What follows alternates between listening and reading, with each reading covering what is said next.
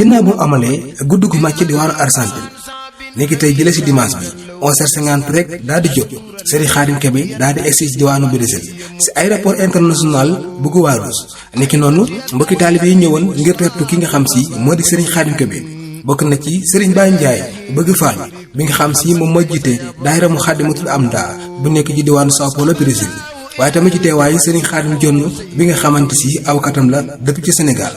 délégation bi le bokk na ci Serigne Mourtala nekk taximan ci diwaanu São Paulo waaye tamit teewal fa daayira soppee nabi waaye tamit bokk na ci Baye Ibrahima Fall jëwriñu Daara Xuddoos bokk na ci délégation bi le Serigne Dame Samb waaye tamit teewal fa Maam Cheikh Ibrahima Fall waaye tamit bokk na ci délégation bi le Serigne Alioune Ndiaye bu daayira borom daara ak comité organisation bi nga xam si ñoom ñëpp ñëwoon nañ ci bis bile fii ci aéroport international bu Guarulhos ñu daan ne fa seen dalal Serigne Khadim Kébé dëkk kii bis bi mi ngi noonu tey jëlee am ginnaaw bu mu egsee ci diwaanu Brésil ak Serigne Khadim Kébé ñëw ngir bégal mbokki taalibe yi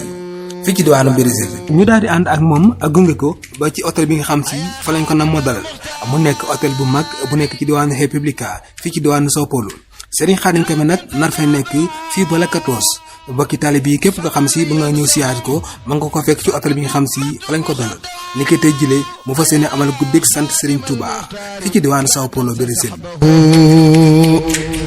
faman yansaxum fal matxu matxun muqatta'u